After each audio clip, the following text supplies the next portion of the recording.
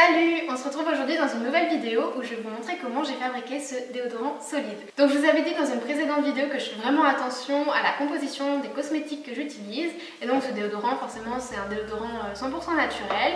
Et c'est une recette que j'ai trouvée sur Aromazone. Et c'est un déodorant à la noix de coco et à l'huile essentielle de Palmarosa.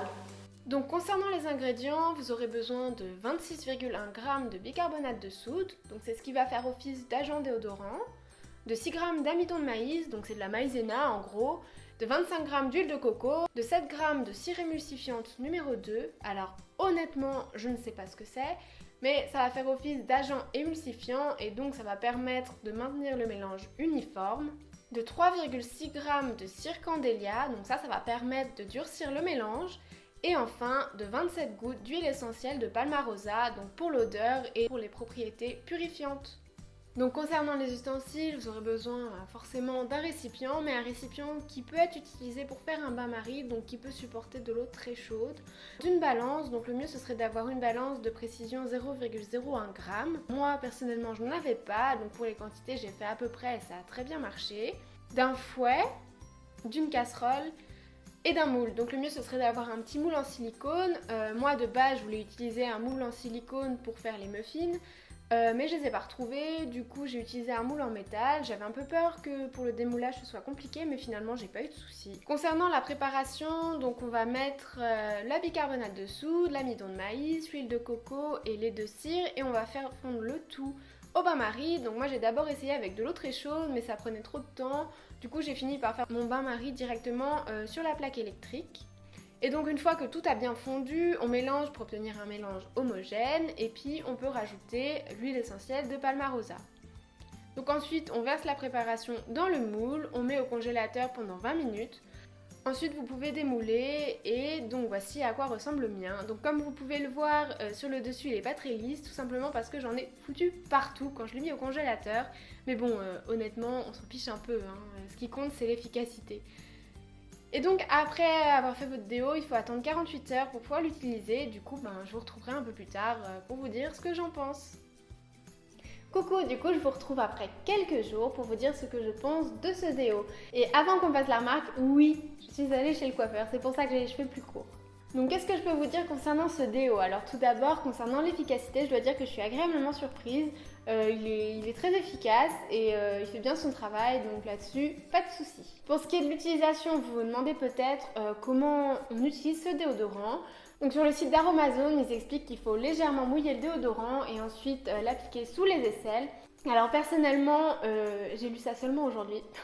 Je l'avais pas vu et moi ce que je faisais, et ce que je vais sûrement continuer à faire, c'est que j'applique directement le déodorant sous mes aisselles et en fait avec la chaleur le déodorant va fondre. Personnellement j'ai pas eu besoin de le mouiller.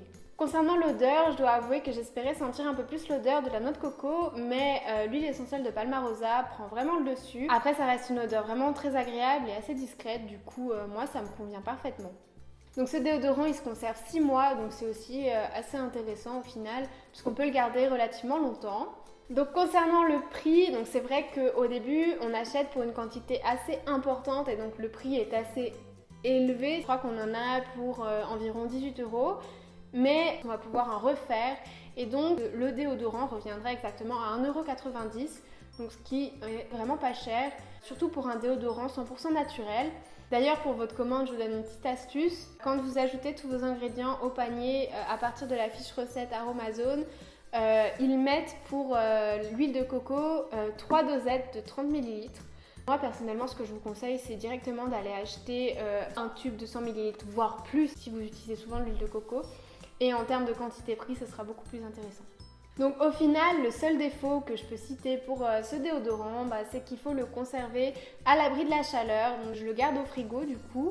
J'ai essayé de le laisser une après-midi à température ambiante pour voir un peu ce que ça donnait. Il a fondu un tout petit peu sur les bords, donc c'est pas catastrophique. Je pense qu'on peut le garder à température ambiante à condition qu'il ne fasse pas trop chaud. Quand on part en voyage, c'est compliqué d'emmener le déodorant dans la valise si on sait qu'il va fondre. Donc voilà, c'est vraiment le seul inconvénient que j'ai trouvé pour ce déodorant.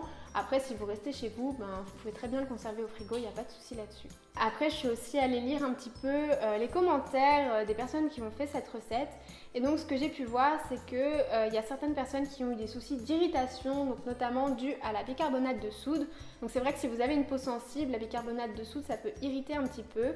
Ma foi, là, je pense que ça dépend de chacun. Moi, j'ai pas eu de soucis. Ce que je vous conseille si vous faites cette recette, c'est que pour votre première utilisation, d'en mettre un tout petit peu au début pour vérifier que ça ne vous brûle pas. Ensuite, pour éviter que le bicarbonate de soude irrite trop, il faut essayer de le prendre le plus fin possible. Donc voilà, je pense que je vous ai tout dit. Si jamais ça vous intéresse de refaire la recette chez vous, je vous mettrai le lien de la fiche recette en barre d'infos. Et puis si jamais vous refaites la recette chez vous, n'hésitez pas à faire une photo et à m'identifier dessus sur les réseaux sociaux pour que je vois un petit peu ça me fera plaisir. En tout cas, j'espère que cette vidéo vous a plu. Si c'est le cas, n'hésitez pas à mettre un pouce bleu et à laisser un commentaire. Et comme d'habitude, moi je viendrai vous répondre. Et puis sur ce, je vous dis à la prochaine. Salut!